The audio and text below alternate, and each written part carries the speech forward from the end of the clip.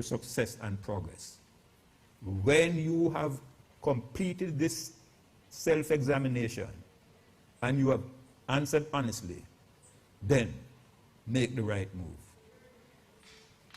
A two-engine plane cannot take off from the runway properly with a full load aboard when only one engine is working and the other is deliberately shut down. Comrades, the ground is fertile. We have more supporters out there than we know. But there's work to be done in our vineyards, in our hills and villages, in the towns and cities, from Negril to Morant Bay, from Portland Point to Galena Point. Electoral history establishes that no party can beat the PNP once we are united from top to bottom. Only a divided party can beat itself. Comrades, the time for action is now, not one day too soon. Time to return to recruit the younger generation to our party, which has always been the catalyst for positive change and hope for the next generation. Time to cease hostilities, renew that sense of trust and instill hope. Time to fulfill our sacred mission, a better Jamaica, not only for the few, but a brighter Jamaica for all. Our skipper Mark Golding, party leader, the time has come for you to declare all hands aboard. Mine, even at this stage of life, will always be ready to do whatever I can. Comrades, once again, the trumpet has sounded. Let us all answer the call. PNP Strong. PNP Strong.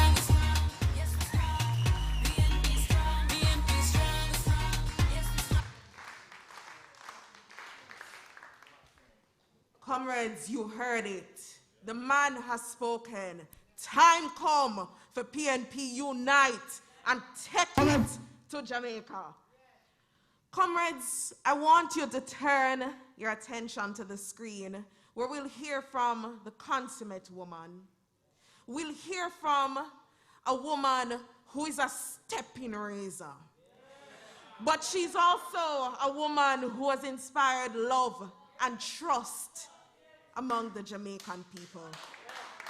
Comrades, let me introduce to you past leader of the People's National Party. Let me introduce to you former Prime Minister of Jamaica. Let me introduce to you a woman we call Mama, a woman we call Sister P.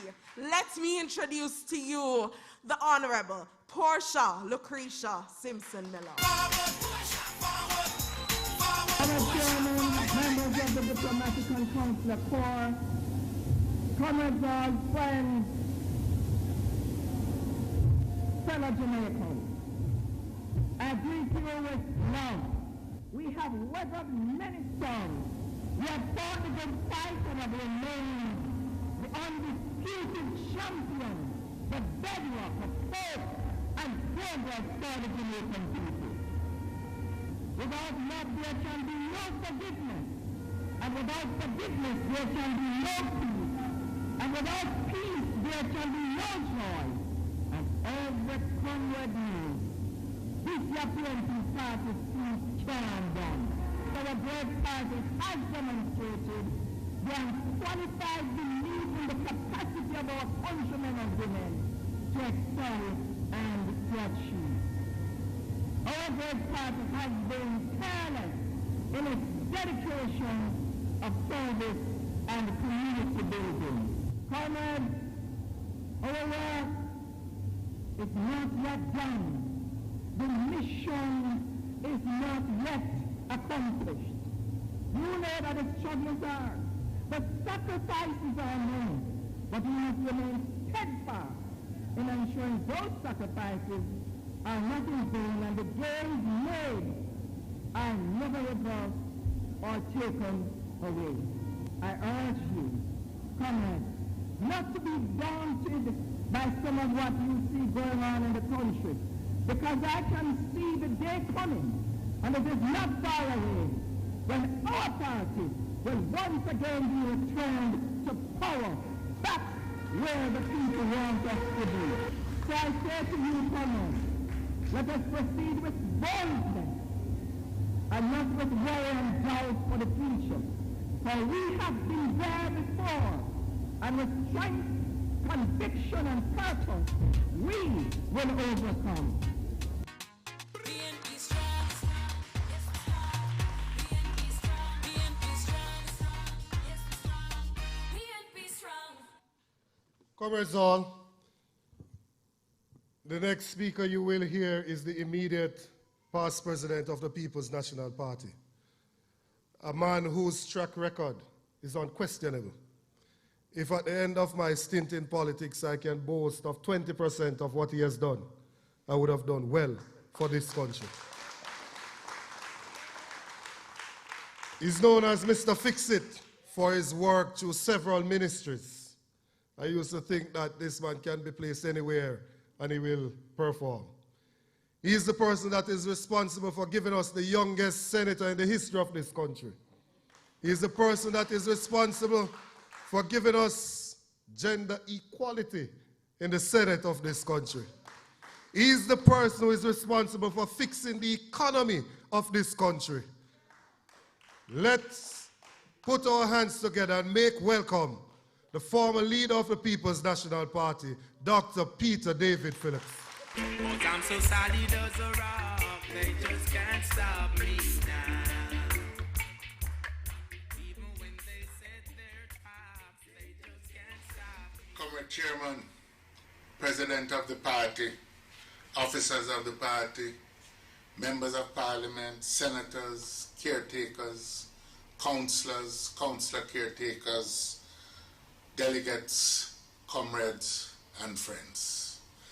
I can't tell you how pleased I was to receive the president of the party and the general secretary earlier this week and to accept their invitation to address this 83rd conference of the People's National Party. I am in the pavilion, it is true, but I am also acutely aware that we are facing a difficult time as a country and as a party, and that this is a time for all comrades, for all who mean the People's National Party well, to answer the sound of the trumpet. And so I am pleased to be here. This is the 83rd annual conference of the People's National Party, and without a doubt, this is perhaps the most difficult conference that has been staged by the People's National Party. It's not possible, for example, for us to meet face to face. We are in the second year of the COVID-19 pandemic, which has ravaged the country. Everyone is affected. All of us can recall friends, loved ones, family members in many instances who have died in the course of this terrible disease that has spread across the country and across the world. Many of us have suffered the shock of losing loved ones in our families. Political activity has had to be scaled down, and the country has paid a tremendous price because of this disease. The economy has been ravaged. Workers, small farmers, and all the small business people, from the higglers and the small vendors and the entertainers and the pan chicken man. Everybody has suffered and paid a price because of COVID-19. Our school children, who have been out of school now for 2 years, have paid a price and will continue for many years to pay this price. The net effect of all of this is that social and economic inequality in Jamaica is worse today than it was before the pandemic. This has always been a problem. Small businesses have crashed since the pandemic. Workers have been forced into a hand-to-mouth existence, and they have paid a bigger price than the big business operations. Now, more than ever, Jamaica needs a strong PNP. The PNP has rescued Jamaica before.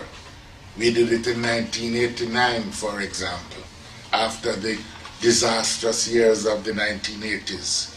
We did it in 2011, when we took Jamaica from the brink of economic collapse. But when we say that Jamaica needs a strong PNP, we mean a PNP that is faithful to its progressive heritage.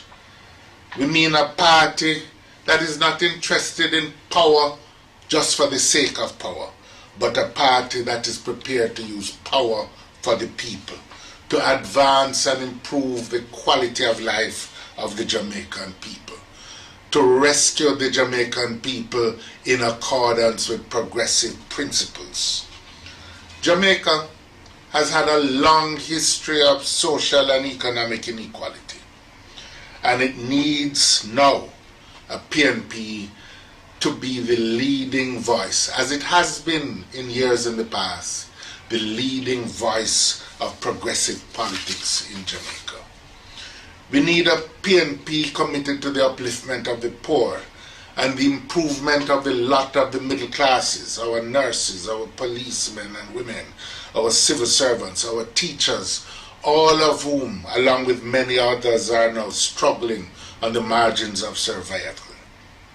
The reason why the PNP was able to achieve and secure the support of progressive people over the years was not just because we had effective policies, policies that opened up the educational system in the 1950s with the introduction of common entrance, or with the introduction of free university education in the 1970s, or policies to address the housing problem, which gave us the National Housing Trust in the 1970s, or in the 90s, the program for land administration, which put land in the hands of the landless and gave titles to so many thousands of Jamaicans. It was not just because we had good policies, but Jamaica was prepared to support the People's National Party because of the internal operations of the PNP. The People's National Party has always prided itself at being a party with a genuine democratic structure. The Jamaican people have long wanted, indeed insisted, on having a voice in the guidance of the affairs of their own country. And they chose the PNP as that voice for progress. We must continue to be that voice. We must continue to be the party where every member, every Jamaican, however humble their origins or their circumstances, can be assured that their voice will be heard. Comrades and members of the party should always be able to trust the integrity of the internal democratic structures and processes within the party, and to believe that those structures will never be manipulated, whether by money or by force. Comrades also have been renowned for treating each other with respect. Not just leaders, but every comrade was assured that their voice would be heard and that different views could be expressed without descending into personal abuse or disrespectful language.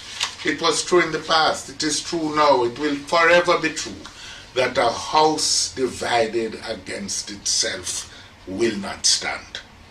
Now, as Jamaica confronts the challenges of these perilous times, and as we seek to overcome the ravages of COVID-19, we need, all of us need, a strong PNP. Not a People's National Party eager for power, but a People's National Party true to its history as a progressive party and a party that sees itself as part of progressive politics globally. Jamaica needs an authentic PNP, where internal democracy is alive, where its integrity is unassailable.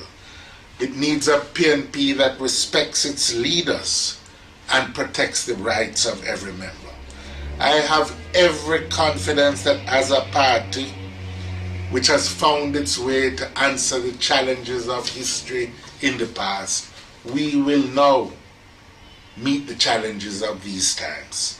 As we have learned from our party's anthem, our progress may falter and energies wane, but steadfast in spirit, our goals we will gain. May God grant the president of the party, the officers and members of the People's National Party, the wisdom, the forbearance, the patience as they help to guide our country through these difficult times. And may they have success in creating a PNP strong and equal to the challenges of these times. God bless you all. PNP strong, yes, strong. Thank you very much, comrades. PNP strong, strong. Let's hear it for PNP former strong. party leader PJ Patterson. Let's hear it for former party president Portia Simpson Miller. Let's hear it for the immediate past president Peter David Phillips. And I invite Jamaica. Relax wherever you are, wherever in the world you are, because the maximum leader at this time of our party will be coming to address you and address the nation. I now invite to introduce the leader, a beautiful young lady who ran as a candidate when she was a younger lady against Mike Henry. I introduce to you and present to you Senator Donna Scott Borising to introduce the party president.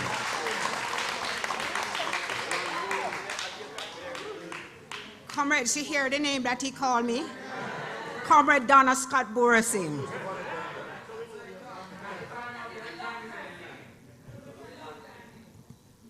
I've been married to Elombe Motley for 30 years.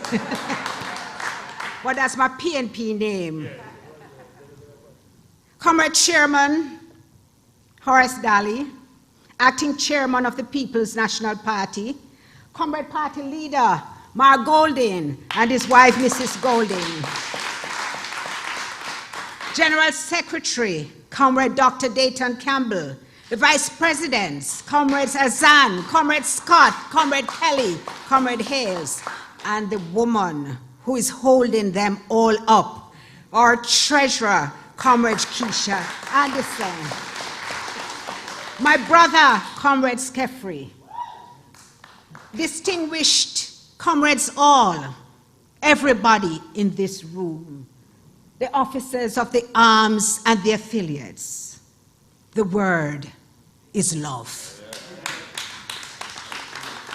I want to welcome the members of the public, the comrades of the diaspora, and especially you who cannot be here today, the delegates, the workers, and the supporters of the People's National Party. Today we meet in an unusual way. We are gathered in our multitudes to celebrate with our party, but we cannot touch. We cannot embrace each other. We will not hear the trumpets sounding and the vuvuzelas welcoming our leader. But wherever we are united by our love in service of our party, the People's National Party. I am here today a proud comrade, privileged to introduce Mark Golding, the president of the People's National Party, at the very first annual conference that he will address. And when I tell you about Mark Golding, you will get a sense of why he's on this stage today. Born on July 19, 1965, to parents Sir John Golding and Lady Patricia Golding, Mark Golding began his formal education in Jamaica. He attended Mona Prep, like so many of our students. He attended Campion College, and then he moved to the United Kingdom to complete his secondary education. He then went on to read for a Bachelor's of Laws degree at Oxford University, where, not surprisingly, he graduated with first-class honors. Mark returned to Jamaica in 1987 to attend the Norman Manley Law School, and he was called to the bar in 1990, receiving the award for the most outstanding student of the class of 1999. He is a Commonwealth scholar and holder of a Master of Laws degree in Commercial and Corporate Law from the University of London. So Mark began his legal career as a corporate attorney, specializing in corporate finance, in mergers and acquisitions. His legal career saw him being named one of the leading commercial lawyers in the Caribbean. But not content with that, in 1993, he became a founding member of Daring, Bunting and Golding Limited, Jamaica's first private sector investment bank, and then one of the leading financial institutions in the Caribbean. They chartered new courses. He later co-founded Proven Investments Limited, and he has served on several of Jamaica's leading companies as a director, including the Bank of Nova Scotia, Grace Kennedy Limited, and Caribbean Information and Credit Rating Services Limited. Mark's dedication to serving people is rooted in his upbringing as a son of his parents. His father, Sir John Golding, was a renowned orthopedic surgeon who came to Jamaica in the midst of the polio epidemic in the 1950s. Now, everybody knows about the work that Sir John Golding did. He worked in the rehabilitation of disabled persons who were affected by the epidemic. He established the Hope Valley Experimental School, the Hospice Home Care and Pain Care Center, and many of our comrades and the people of Jamaica still go to Fish Center. He later went on to establish the Sir John Golding Rehabilitation Center and the Mona Rehabilitation Foundation with the help of his wife, by his side, Lady Golding. It is not surprising then that Mark was inspired to carry on that legacy of service. And so in 2006, he joined the People's National Party. He was first appointed to the Senate by then party president and leader of the opposition, the Honorable Portia Simpson Miller, and what a joy it was to see her. After his appointment to the Senate in 2007, Mark served as Minister of Justice from 2012 until 2016, where he chaired the Legislation Committee of Cabinet. And I can tell you, reports are that he was a hard taskmaster. But under his stewardship, significant reforms to improve Jamaica's justice system were achieved, and 121 acts of parliament were passed, including Comrade Price, the landmark decriminalization of ganja, for which he has been internationally recognized and for which the masses of Jamaica will always express their gratitude. It was very clear to me that Mark Golding enjoyed his service as Minister of Justice.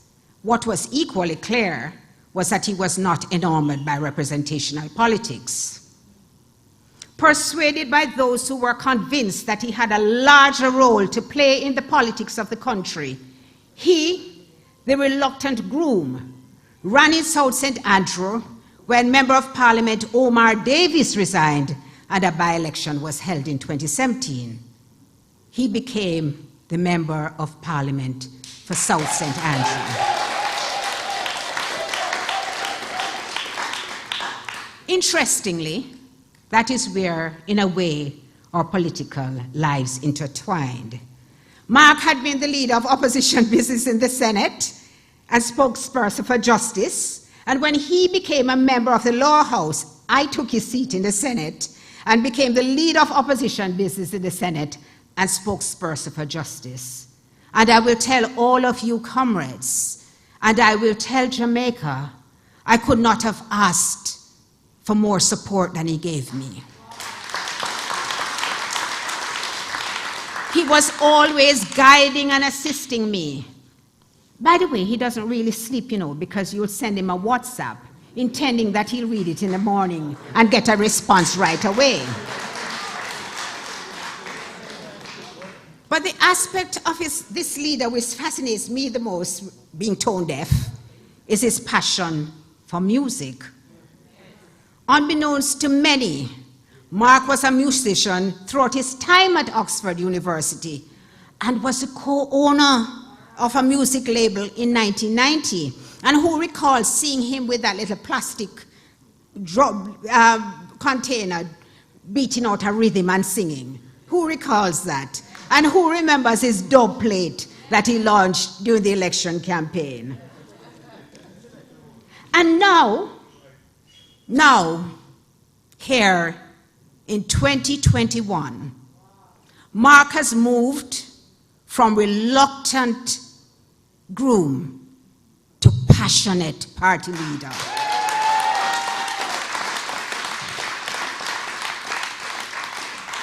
In only 1 year, he fulfilled his public commitment made to integrate youth voices in the decision-making machinery of our movement, and he appointed a junior shadow cabinet which supports the existing cabinet and brings to the table useful, fresh, and diverse perspectives on their respective portfolios.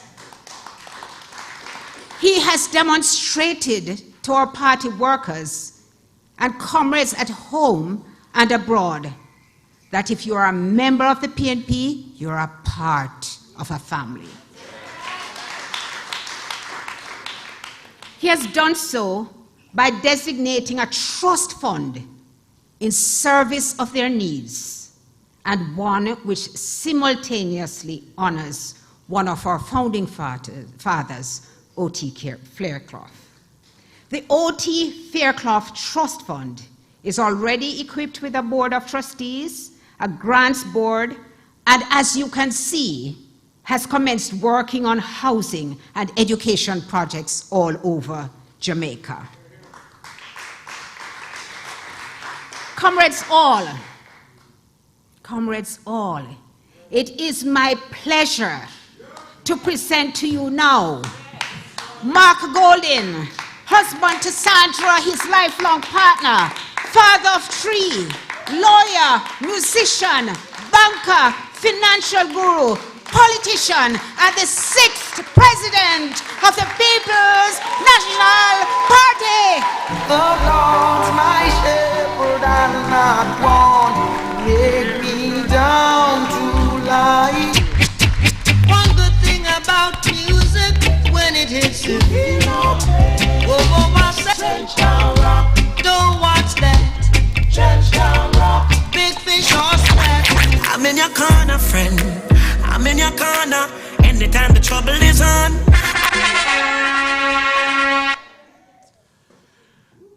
Comrade Chairman, Acting Chairman of the party, Horace Daly,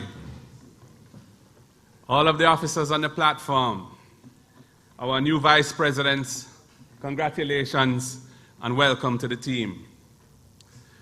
Comrade Members of Parliament, Comrade Senators, Comrade Delegates of the People's National Party. We are small in number here, but we are numerous in Zoom land.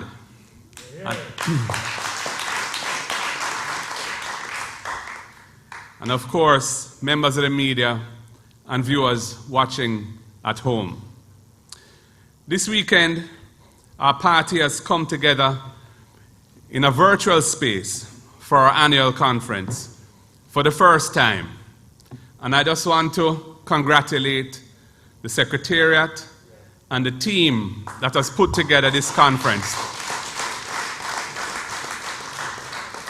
It has not been an easy task, and it has been a very different experience to what we're accustomed to. But I believe it has been a very fulfilling and successful conference. A lot of important business was conducted, and I believe all of the comrades who participated felt that it was an exercise well worth doing, and I thank everybody who participated. We join in conference at a time when Jamaica is in crisis. After inheriting an economy in 2016 that was on a growth trajectory, with unemployment and poverty both showing steady improvement, the Jamaica Labour Party government failed dismally in delivering the promised 5 in 4 growth target.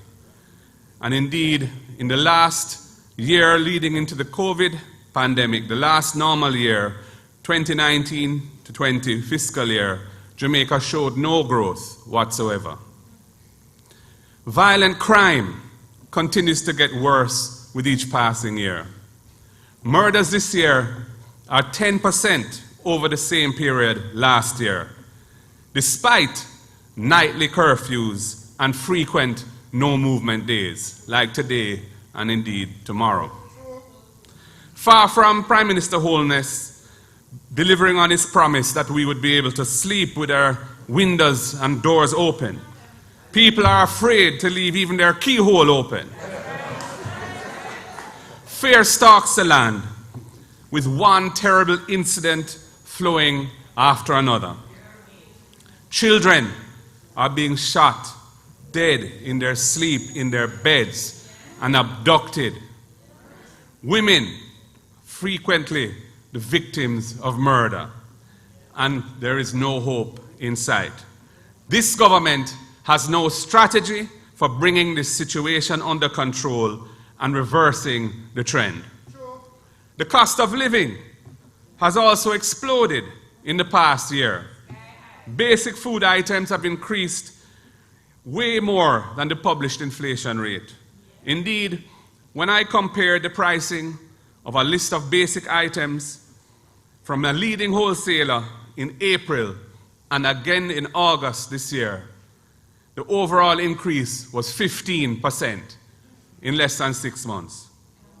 The Jamaican dollar is like a bouncing ball going down a hill, manipulated by the major financial intermediaries to shore up their balance sheets, but steadily trending in the wrong direction. On the other hand, wages have been stagnant, and many people have had their incomes reduced due to layoffs and business failures. People are hungry. We have been calling for over a year for a program of regular distribution of support for vulnerable Jamaicans, but the government's response has been tardy and inadequate. In 2020, they did a single payment of $10,000 for the most vulnerable in the run-up to the early general elections that they called. The use of online applications meant that many in need could not access that benefit. More than a year has passed since then, and they have just announced another payment, perhaps signaling that local government elections are just around the corner now. Well, as the whalers taught us, You can fool some people sometimes, but you can't fool all the people all the time. that's right, you can fool some people sometime, but you can't fool all the people all the time. This Jamaica Labour Party government has made a name for itself as the most corrupt administration in the history of Jamaica. Their first term was riddled with scandals in an orgy of looting of public resources. There was a debushing scandal in the run-up to the last local government elections. The used car scandal, and now the cars can't be found. Petrojam scandal, Nesal, the Universal Service Fund, the Caribbean Maritime University, and several others. And in the past year, we have learned of the Airports Authority of Jamaica breaching public financial regulations and its own investment policy to make a massive investment of public funds in a startup business in which a politically connected director had herself invested and then became a director. Then we learned of Nutrition Products Limited, overseeing contracts worth over $140 million with entities owned by its directors or their related parties, even as it cut back on its core business of providing meals to poor people picnic in primary schools. Imagine thieving the picnic them Nutrabullet. Shame. Just this week, the acting permanent secretary in the Ministry of Education was sent on leave after yet another adverse audit by the Auditor General, revealing another pattern of irregular payments involving over $100 million of public funds paid through an entity called the Joint Committee of Tertiary Education, which was in the public sector and somehow miraculously ended up in the private sector having received all these funds. The society has grown numb from these recurring scandals.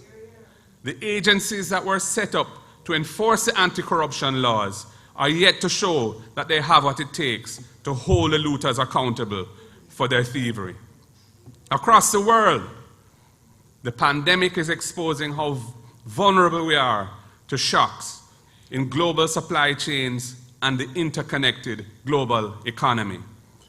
This is all happening amidst the worsening threat of climate change caused by greedy, short-sighted, and ultimately unsustainable global economic arrangements. The stark inequalities that plague our society have been worsened by this pandemic, undermining social cohesion and sapping the will of the people and their sense of hope for a bright tomorrow. The Jamaican people want to see the People's National Party coming together to provide workable, effective solutions to these immense challenges. In other words, Jamaica needs PNP Strong. In the post-Cold War era, ideological clarity for progressive parties like ours became somewhat blurred, as we were forced to reassess our approach to economic strategy and recognize the importance of prudent fiscal management and debt sustainability right across the world that happened to progressive parties. In Jamaica, it was the PNP government of the most Honorable Portia Simpson Miller, with Dr. Peter David Phillips as our finance minister, that finally embraced the national project of reckoning with Jamaica's long-standing burden of high public debt. The constraints of operating within the realities of the world's financial markets and globalization meant that the room for policy maneuver was restricted at that time. However, within 4 years, Jamaica was successfully placed on the path towards debt sustainability, and that was supported by legislative and institutional reforms to ensure that that remarkable achievement will not be derailed. The success of these reforms has meant that once this country gets past the current economic shocks caused by the COVID pandemic, there will be greater opportunities once again for us in the PNP to assert our progressive identity through policies and programs that are true to our ideological roots and progressive orientation.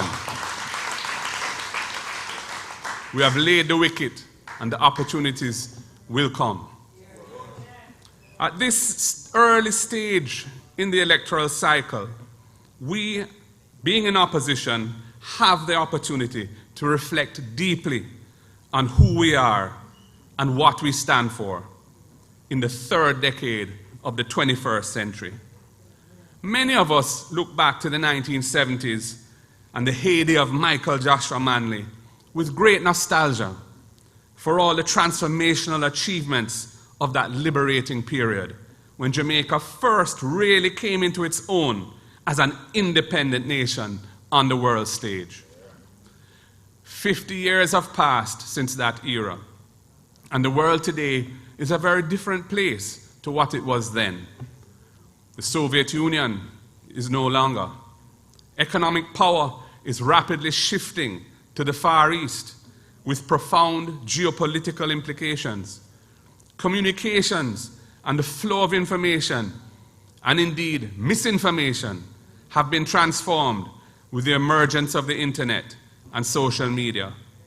All of these have created new challenges and opportunities for our political movement. Michael Manley put it well when he said in the early 1990s, shortly after his retirement, and I quote, "The PNP will not serve a historical purpose if it is only a manager of that which is given. The PNP's historical role has always been the architect of change. If the whole political system becomes incapable of renewal through change, then you're going to find that the system will begin to lose credibility, lose momentum. Young people will have less and less faith in it. And the terrible cynicism, which is such a problem in Jamaica today, can become entrenched." End of quote. Comrades, friends, Jamaica has grown tired of the main political parties being mere sedate managers of a set of givens, administering over a political economy marred by corruption and failing to tackle the fundamental problems plaguing the society. They want to see new, bold, but practical ideas that can bring real change by tackling those fundamental problems head on. And that is what makes PNP strong. It is for this reason that the Policy and Vision Commission has been established under the able chairmanship of Professor Tony Bogues to lead the process by which the party revisits these fundamental questions and defines our contemporary answers to them. Professor Bogues put it well in a recent article, and I quote him, "As the party renews itself in this period, there is no social movement from which it can draw, yet it has to be bold. For this, it has deep intellectual, historical, and political resources. Those resources begin with the profound point of N.W. Manley that the party must place the interests of the masses above all else. Second, from Michael Manley, that the mass democratic political party is one whose political objective should be the transformation of Jamaican society. A kind of transformation in which the ordinary Jamaican will be a citizen who has dignity, education, and the resources so that he or she can make a life. A society in which class and color codes and where one resides does not block life chances. One in which the dignity of human life is sacred and human rights are deeply recognized." End of quote. Comrades and friends, the strength of our movement must be forged on a common purpose. Our collective commitment is to the empowerment and upliftment of all Jamaicans, to create one Jamaica for all Jamaicans. That is what makes the PNP strong. The way in which the current Prime Minister's orders under the Disaster Risk Management Act have been enforced during the pandemic has deepened the general belief that there are in reality two Jamaicas, one for the wealthy, the powerful, and the politically connected, and the other for ordinary Jamaicans who face the full brunt of these arbitrary and sometimes oppressive laws. We have seen where people are fined $200,000 or face 30 days in jail for not wearing a mask or being outside their homes during curfew, while champagne birthday parties for political activists on no movement days carry no legal consequences. This kind of differential treatment undermines social cohesion. It breeds cynicism and resentment in the land. Our party's aspiration is to build a society which manifests the principles of equality and an unwavering pursuit of social justice. Our mission is to eliminate the structures of inequality and unfairness that we have inherited from our colonial past. And this is what makes the PNP strong. We must also draw strength from our commitment to utmost integrity in our management of the affairs and resources of the people. The deep cynicism about the political process in Jamaica needs to be countered. It is a real danger to our democratic way of life, providing fodder for those who would further an autocratic agenda. The PNP will be committed to making the anti-corruption laws and institutions of Jamaica, many of which were conceptualized and developed during our last administration, work effectively for good governance. The systems of accountability cannot exist only in theory. People must see them working so that they can believe that the rule of law applies to us all. That is what will make the PNP strong. Comrades and friends, we are a progressive party of the democratic left. Our policies and programs must be about tackling inequality and investing in our people so that they are empowered to hold their own and thrive in an competitive global economic environment. People must be the center of national development.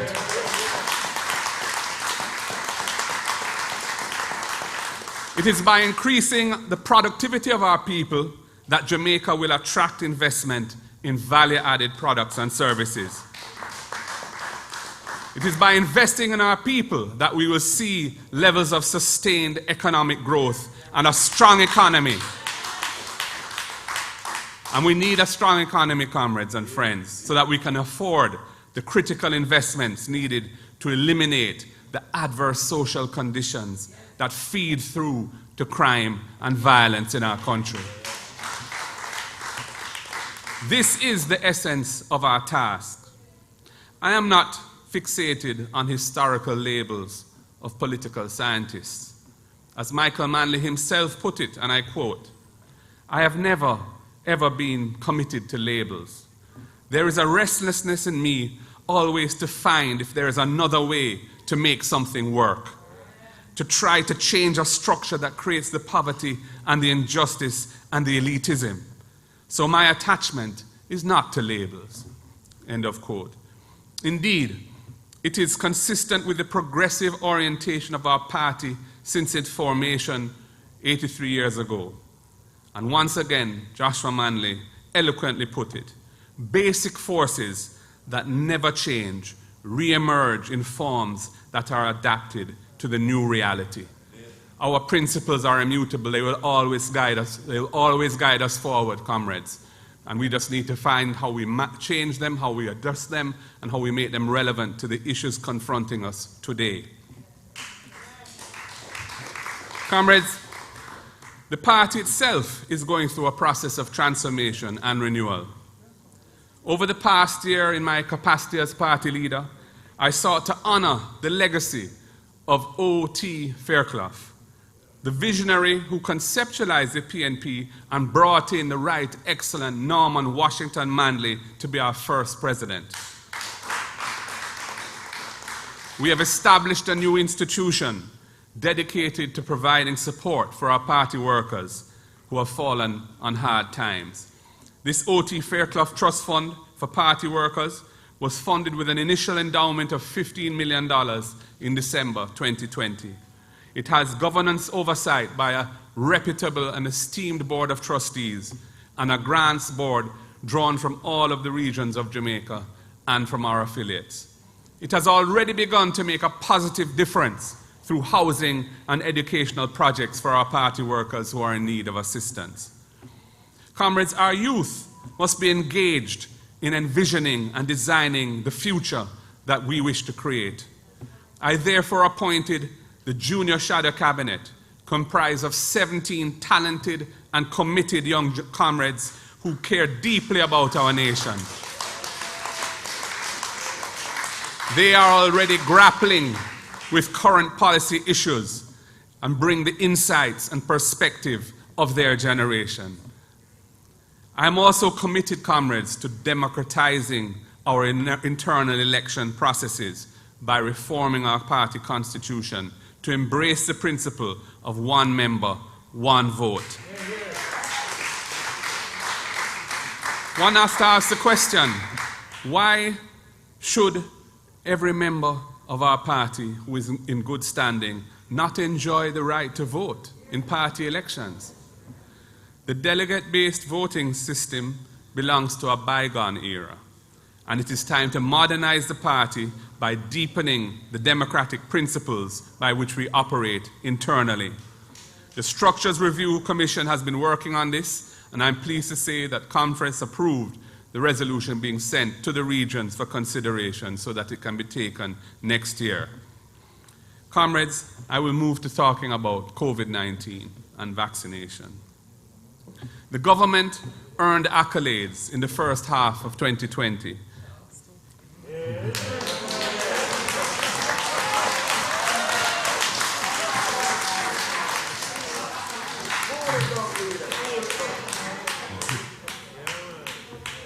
Thank you, babes.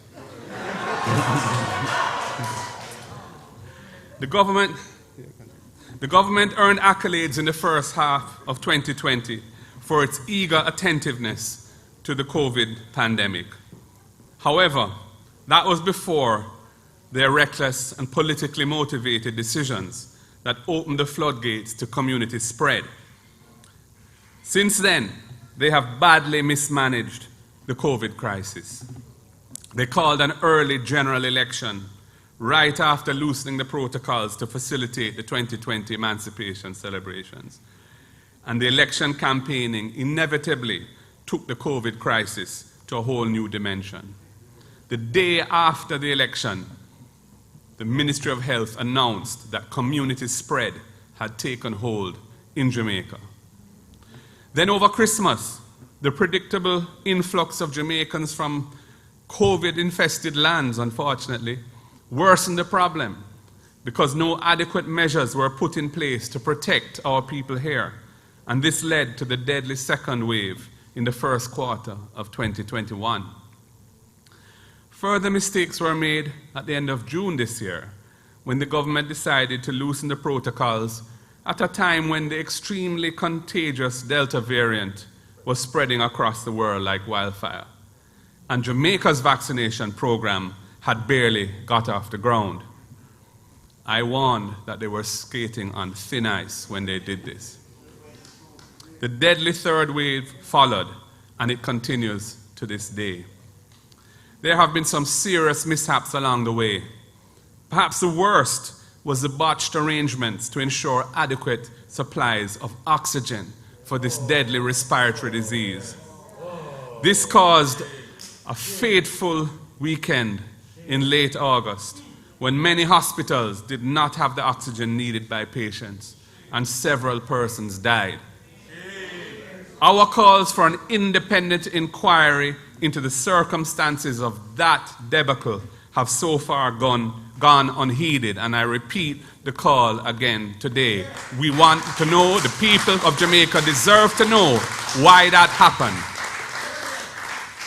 At this point, over 2,000 Jamaicans have died of COVID since the pandemic began. The vast majority of them this year, and our hospitals still have nearly 400 COVID patients. It is clear that the inoculation of our population is the pathway out of this COVID crisis. However, Jamaica's vaccination program has been in shambles. The government was slow to get it going.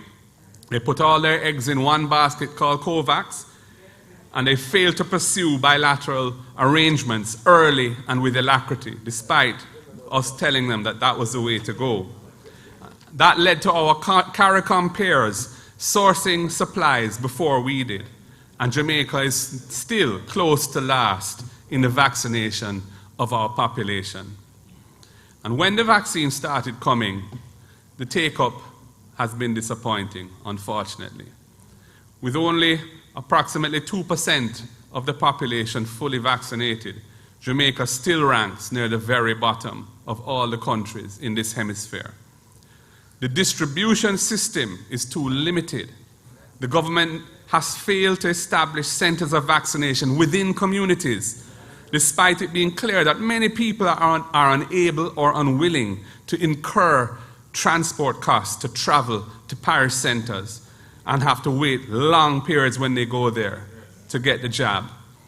Other obvious methods of distribution, for example, through the network of private doctors and pharmacists, have barely been tapped. There's a task force that has been appointed under the chairmanship of Gordon Shirley, and we hope that they will bring some more methodical thinking and better execution to the critical issue of vaccination. The use of the Pfizer vaccine, gifted to us by the US government, has itself been scandalous. It is the only vaccine approved for use in children under 12 years, children of 12 years and up. The public was originally told that it would be used to vaccinate those children so that face-to-face schooling could recommence once 65% of the children had been vaccinated.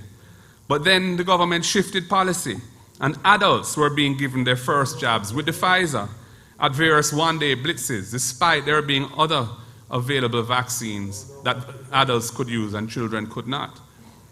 Only around 19% of the school children 12 years and up have been vaccinated. And then on September 14th, 2021, the health minister announced that the Pfizer had run out.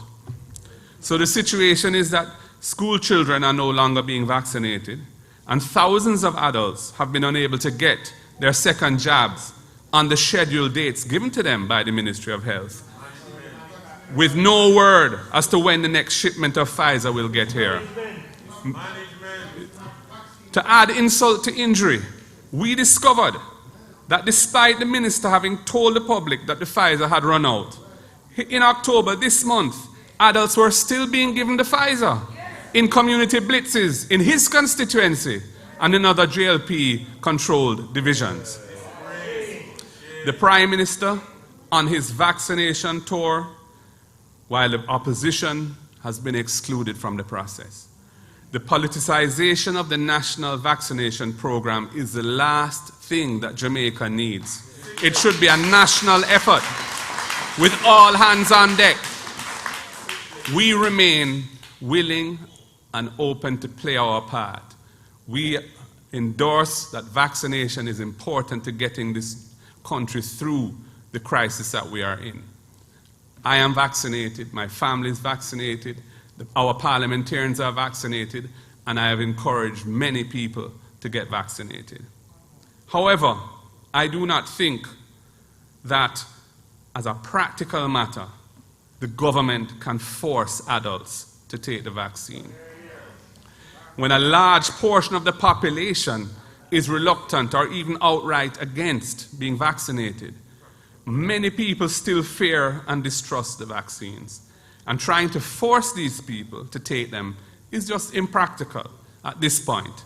and it would only fuel serious tensions in the society.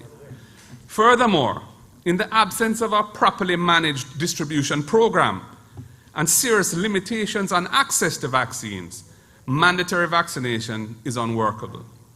How can the government mandate the taking of a vaccine that is not readily available and accessible to many Jamaicans? Other countries have achieved high levels of vaccination through making it very accessible and backing that up with solid information to educate their people about it. And that's what should be happening here. Jamaica needs a powerful PR campaign that clearly explains in a balanced and credible way the clear benefits of vaccination, while at the same time addressing the relatively rare risks involved. It must be balanced and counters those false arguments that are based on the misinformation that is so pervasive across the internet. We also think that incentives should be provided to encourage persons to take the vaccine, and these benefits should be provided immediately upon being vaccinated with a minimum of bureaucracy. We have to turn the tide on vaccination, and the way to go is to incentivize people to take it and educate them so they understand what's at stake.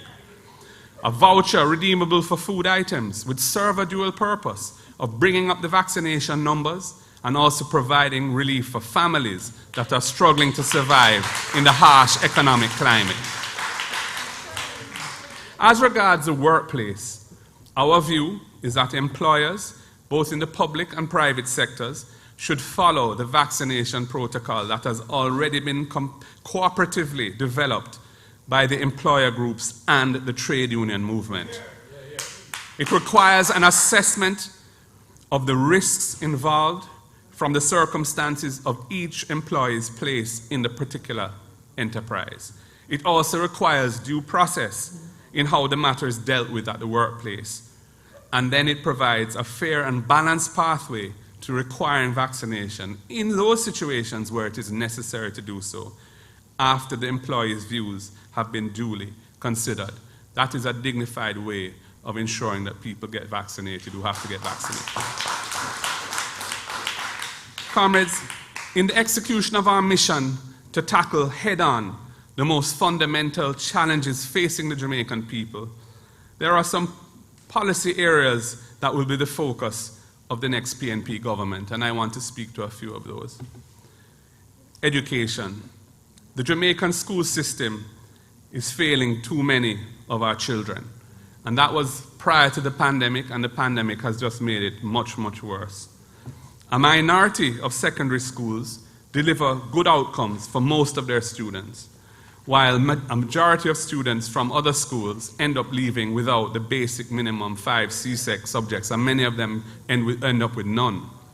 The truth is that many of our underperforming secondary schools receive intakes of students from the primary level who have not achieved the basic competence of maths, English, and critical thinking.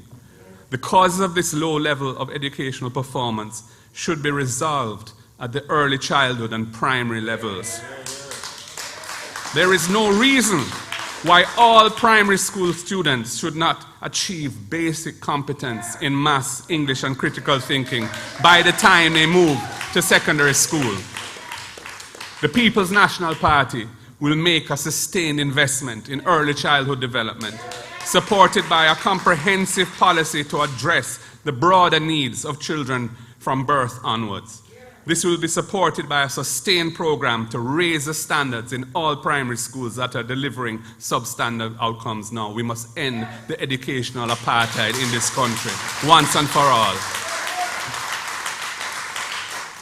The aim is to ensure that all children entering secondary schools are equipped to master subjects at that level so that they can go on to achieve success at the secondary and tertiary stage. We will bring an end to the educational apartheid that contributes to the intergenerational poverty in this country. That is why PNP Strong. Tertiary education is a vital pathway to social mobility. We need to make it as affordable as possible for students from low-income households. The next PNP government will reconfigure the loan structure used by the Student Loan Bureau so as to cap monthly payments at 15% of monthly income to ensure that it is manageable for our young university graduates. I repeat that point. The next PNP government will reconfigure the loan structure used by the Student Loan Bureau so as to cap monthly payments at 15% of the borrower's monthly income to ensure that it is manageable for young tertiary graduates. The state and not the student should bear the risk of employment creation. So we will provide a payment moratorium for students who are seeking work. And we will abolish altogether the requirement of finding a guarantor to access student loans. That is why PNP Strong.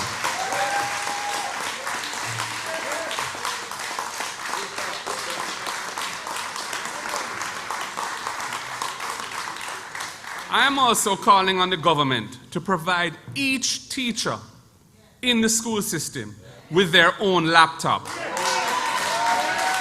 at both primary school and secondary school level. The tablets that were issued to the teachers some time ago are not suitable for teachers, and many of those tablets are no longer working. Laptops are better for building presentations, they have more storage space, and are more robust and can last for years. Each teacher should get a tablet, get a laptop. I move to crime and violence. Jamaica desperately needs a sustainable solution to its problem of very high levels of violent crime. It's a desperate situation. Our people are being murdered this year at even higher rates than last year. Domestic violence is higher than ever. Violent crime is fed by a general collapse of moral norms, discipline, and behavioral standards, which as a nation we must address. The fear and sorrow caused by such high levels of violent crime sap the hope of our nation and our belief in a better day tomorrow. There is also a massive economic incentive to solving the problem.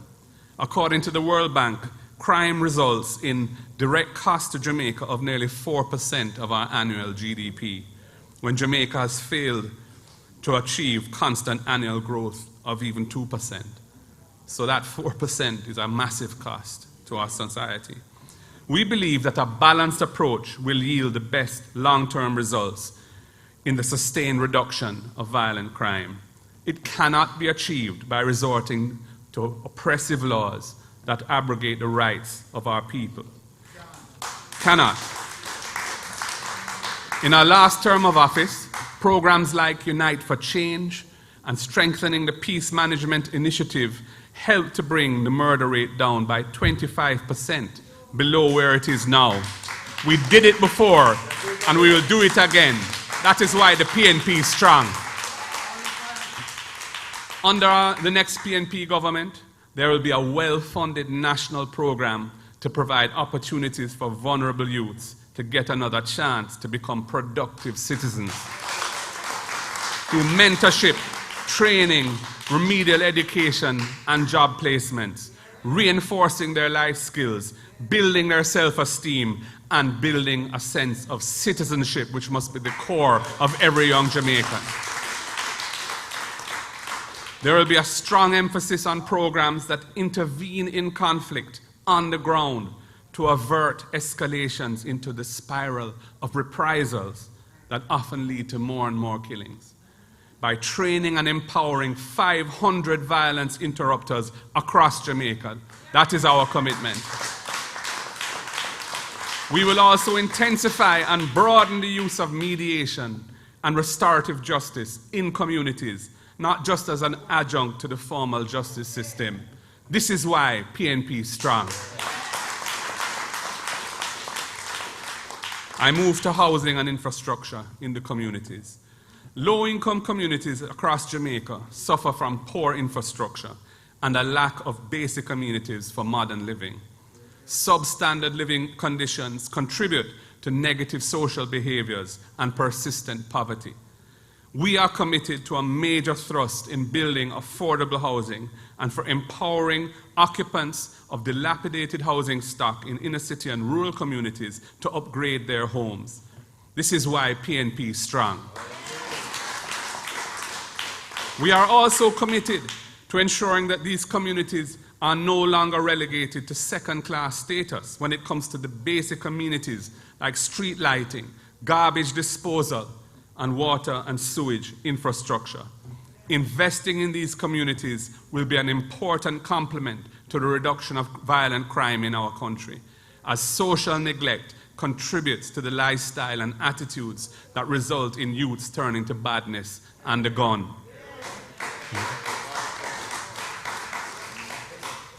I move to agriculture and rural development. This pandemic has shown that we need to diversify the Jamaican economy so that we're not overly exposed to any one industry. Agriculture and the rural economy need to become priorities in our economic development plans.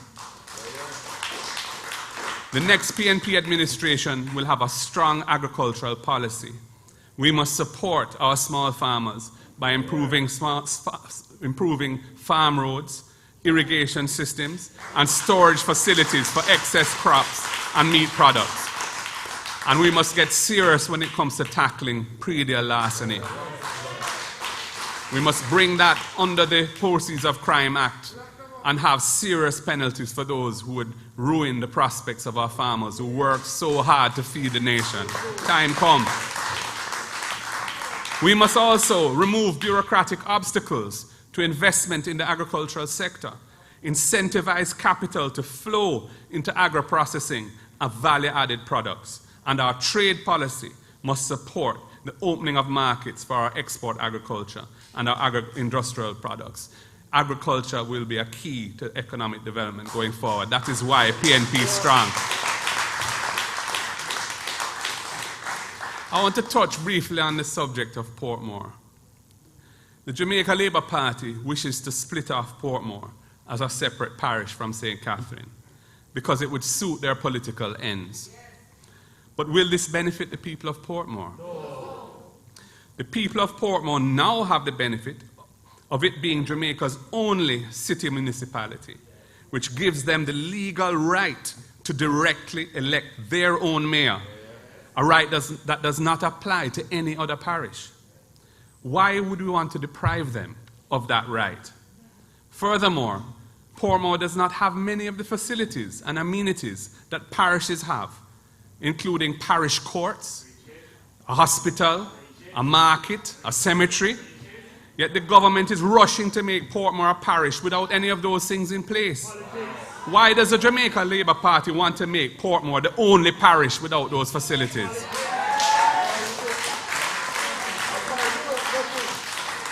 Our position is that the people of Portmore must be consulted fulsomely on any such move. Farming over plastic, investment over graphic, inheritance for me seeds, me alright, and ultimately, the decision of whether or not to go that route must be theirs via a referendum. Let the people decide. Don't leave it to the politicians. Comrades, the last subject I want to touch on is the minimum wage. In Jamaica, the minimum wage does not reflect the actual cost of living. We are committed to establishing a livable minimum wage. Little bit of money, yeah. Little bit of money, yeah. So that people who are gainfully employed are able to feed and look after their families. The next PNP administration commits to annual increases in the minimum wage to keep a pace with the cost of living. We will protect our workers. And with the increases of cost of living recently, and basic food items in particular, minimum wage workers have been waiting too long for an increase. Several years ago, Audley Shaw promised a minimum wage of $12,000, but failed to keep that promise. I am calling on this government to move the current minimum wage to $12,000 and repair that broken promise that was made to the Jamaican people.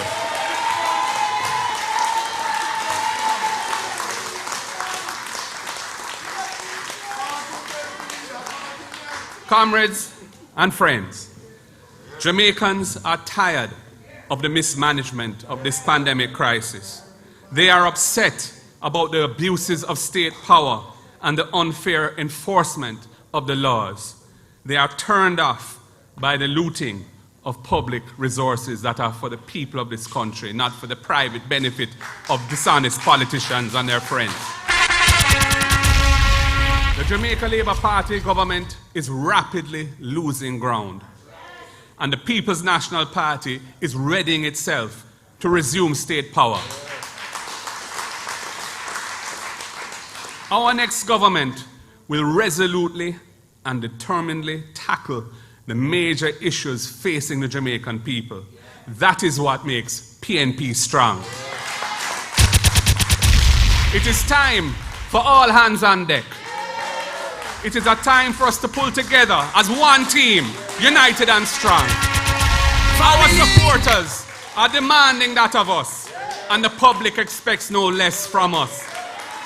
I am confident that we are moving in the right direction, and this conference is a start for a new day.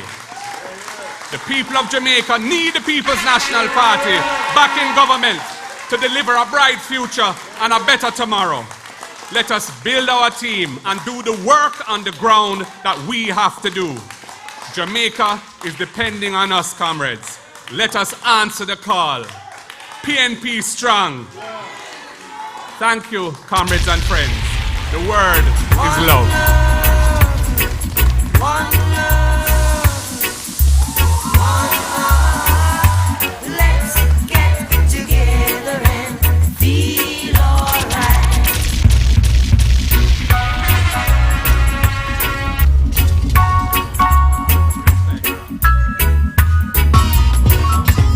Yeah, yeah, yeah. All the people there, listen again. Don't leave, let me hear it. Calling our comrades in For this the moment, it's maximum time to leader raise your of hand. the People's And we National continue Party. to put in the work and improve Jamaica land. From 1938, we are lead the way, and that never changed. And today, the strong foundation from way back when remains. We're moving forward, we not turn back. Building Jamaica, yes, block by block. The People's Party working non-stop. Fi put fi we country back on top. We're moving forward, we not turn back. Building Jamaica, yes, block by block. The People's Party working non-stop. Fi put fi we country back on top. Cause PNP strong. Yes, we're strong. PNP strong. So come make we make Jamaica strong. To the thousands PNP strong. who were on YouTube So come make we make Jamaica and the hundreds who were on Zoom, our delegates. To all those comrades who have been watching all around the world, the PNP is ready to rescue Jamaica. The PNP is strong. And so, as I close formally on the resolution to be moved by Comrade Region 4,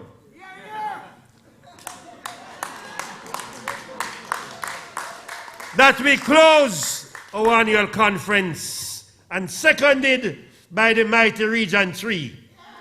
I now invite and thank you, comrades, for attending, for your discipline, your attention, your commitment, and your sacrifice to come out and to be where you are on the 83rd anniversary, 83rd conference of the People's National Party.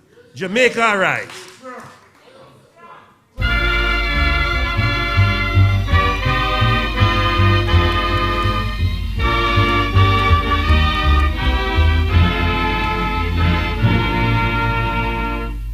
The trumpet has sounded, my countrymen all, so awake from your slumber and answer the the call. The torch has been lighted. The dawn is at hand. Who joins in the fight for his own native land? Land of my birth, I pledge to thee, loyal and faithful to thee. Oh, the toil will be heavy and the campaign long. The road will be dreary, the barrier strong. Our progress may falter and energies wane, but steadfast in spirit, our goal we will gain. Land of my birth, I pledge to thee, loyal and faithful to thee. In steadfast assurance that God will look down and give us his blessing of effort to crown. Let all be united to build by his grace a nobler Jamaica, a loftier race. Land of my birth, I pledge to thee, loyal and faithful, true to thee. Thank you very much, comrades. 3 cheers for the People's National Party. Hip, hip, hip. Hip, hip, hip. Hip, hip, hip. To the Secretariat. Calling our comrades in this moment. One second. To the Secretariat, to the social team, to the comms team, and the technical team. We are eternally grateful to you for your effort, your dedication, and your commitment to this party. Thank you very much for what we have been able to achieve in the last 2 days with all the challenges. A round of applause for the team behind the scenes. Music man, the floor is Calling yours. our comrades in this moment, it's time to raise your hand. And may we continue to put in the work and improve Jamaica land. From 1938 we are lead the way and that never change. And today the strong foundation from way back when remains. We're moving forward, we not turn back. Building Jamaica, yes, block by block. The People's Party working non-stop. Fi put fi we country back on top. We're moving forward, we not turn back. Building Jamaica, yes, block by block. The People's Party working non-stop. Fi put fi we country back on top. Cause PNP strong. Yes, we're strong. PNP strong. PNP strong. Yes, we're strong. So come make we make Jamaica strong. Yes, we're strong. PNP strong. Cause PNP strong. Yes, we're strong. PNP strong. Calling our comrades in this moment, it's time to raise your hand. And may we continue to put in the work and improve Jamaica land. From 1938 we are lead the way and that never change. And today the strong foundation from way back when remains. We're moving forward, we not turn back. Building Jamaica, yes, block by block. The People's Party working non-stop. Fi put fi we country back on top. We're moving forward, we not turn back. Building Jamaica, yes, block by block. The People's Party working